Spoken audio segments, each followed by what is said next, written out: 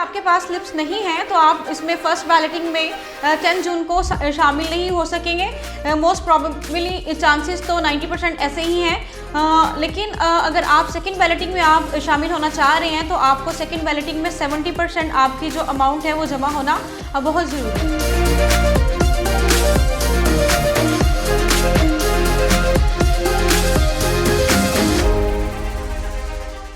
Assalamualaikum viewers, I hope you guys are good. This is Yasmin Khan with all of you from Titanium Group. Viewers, आज की मेरी video मेरे उन clients के concerns के related है जिन्होंने लाहौर स्मार्ट सिटी में बुकिंग करवाई हुई है या फिर जिन्होंने 60% या 70% जो है वो अमाउंट जो है वो जमा करवाई हुई है।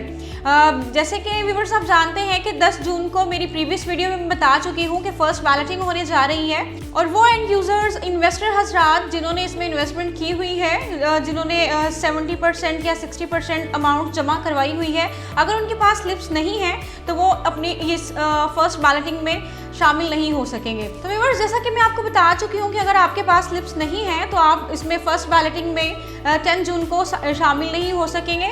मोस्ट प्रॉबेबली चांसेस तो 90% ऐसे ही हैं। लेकिन अगर आप सेकंड बैलेटिंग में आप शामिल होना चाह रहे हैं तो आपको सेकंड बैलेटिंग में 70% आपकी जो अमाउंट है वो जमा होना बहुत ज़रूरी है। तो व्यूअर्स, मैं बात कर लेती हूँ उन लोगों के कंसर्न्स के बारे में जो ये कहते हैं कि लाहौर स्मार्ट सिटी का आखिर फ्यूचर क्या है। तो मैं ये बता दूँ कि लाहौर स्मार्ट सिटी चूँकि 2020 में लॉन्च हुई थी तो 2-2.5 साल के अरसा में जो लाहौर स्मार्ट सिटी ने जो भी डेवलपमेंट की है वो आप लोगों के सामने है। जैसे कि ओवरसीज़ प्राइम ब्लॉक अगर आप देखें तो वहाँ पे 250 विलास जो हैं वो तामीर हो चुके हुए हैं। सोसाइटी की जो डेवलपमेंट है वो आप सबके सामने है। लोग यहाँ पे आते हैं, विजिट्स करते हैं और देखते हैं और उनको फिर इस चीज़ का पता चलता है कि लाहौर स्मार्ट सिटी में उनके लिए जो है वो इन्वेस्टमेंट करना क्यों ज़रूरी है और किस तरह से ये इनके लिए बेनिफिशियल हो सकती है। तो व्यूअर्स, बेसिकली मेरा वीडियो बनाने का आज मकसद ये है कि मैं उन एंड यूज़र्स और उन इन्वेस्टर हजरात के जो कंसर्न्स हैं कि लाहौर स्मार्ट सिटी में ही क्यों इन्वेस्टमेंट करनी चाहिए, बाकी जो हैं जो सोसाइटीज़ हैं और ये लाहौर स्मार्ट सिटी में क्या डिफरेंस है, तो मैं आपको बता दूँ कि सबसे पहले तो जो है किसी भी सोसाइटी की लोकेशन की एवेल्युएशन की जाती है, फिर उसके डेवलपर को देखा जाता है।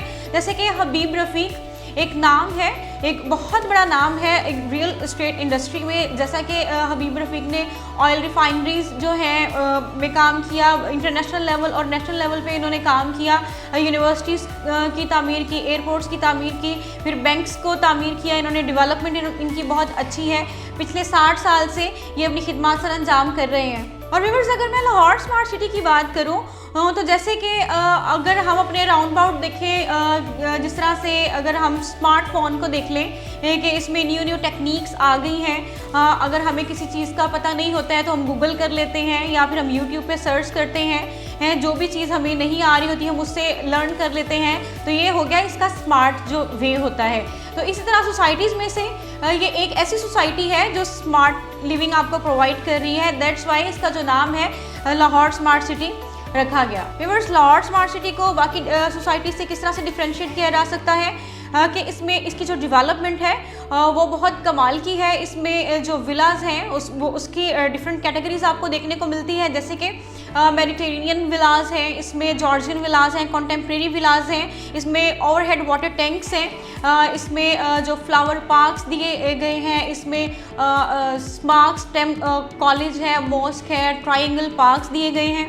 इसके अलावा व्यूअर्स, अगर मैं इसकी लोकेशन की बात करूं तो इसको मेन जीटी रोड की एक्सेस हासिल है। आप इसको रिंग रोड से भी एक्सेस कर सकते हैं, आप इसको मोटरवे M2 से भी आप इसको एक्सेस कर सकते हैं और आप इसको M11 सियालकोट मोटरवे से भी आप इसको इजीली एक्सेस कर सकते हैं। फिर जैसे ही हम काला शाह काकू में एंटर होते ही देखते हैं कि हमें पता चलता है कि लाहौर से पहले ही लाहौर आ गया है, क्योंकि इतनी खूबसूरती जो है वो लाहौर स्मार्ट सिटी जितनी खूबसूरती से इसको तैयार किया गया है तो बहुत ही खूबसूरती नज़र आती है और दिल को बहुत अच्छा फील होता है कि लाहौर से पहले ही लाहौर आ गया है, क्योंकि लाहौर अब एक्सपेंड हो चुका है।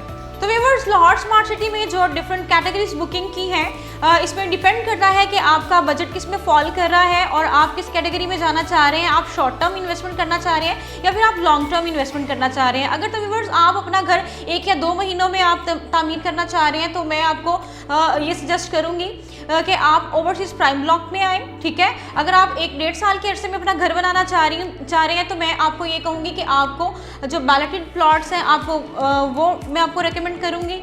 और अगर आप ये चाहते हैं कि आप लॉन्ग टर्म के लिए आप इसमें जो है वो इन्वेस्टमेंट करना चाह रहे हैं तो मैं आपको इसमें कमर्शियल साइट्स भी हो सकती हैं, जैसे कि 6 मरला एंड 8 मरला। और अगर आप शॉर्ट टर्म के लिए कमर्शियल में जाना चाह रहे हैं तो आप 2.66 मरला का इंतखाब कर सकते हैं। व्यूअर्स, लाहौर स्मार्ट सिटी की मैनेजमेंट की तरफ से जो भी न्यू अपडेट्स आती रहेंगी मैं आपको फराहम करती रहूँगी। उम्मीद करती हूँ आपके जितने भी कंसर्न्स हैं मैं उनके आपको आंसर दे चुकी हूँ। अगर फिर भी आपका कोई भी सवाल है लाहौर स्मार्ट सिटी के बारे में, या फिर आप इन्वेस्टमेंट के बारे में, या फिर आप घर बनाना चाह रहे हैं, या फिर आपका कोई भी कंसर्न है कि आपने ऑलरेडी उसमें इन्वेस्टमेंट की हुई है और आप कुछ जानना चाह रहे हैं, तो आप मेरे व्हाट्सएप नंबर पे मुझे मैसेज कर सकते हैं। आप मुझे रेगुलर कॉल भी कर सकते हैं।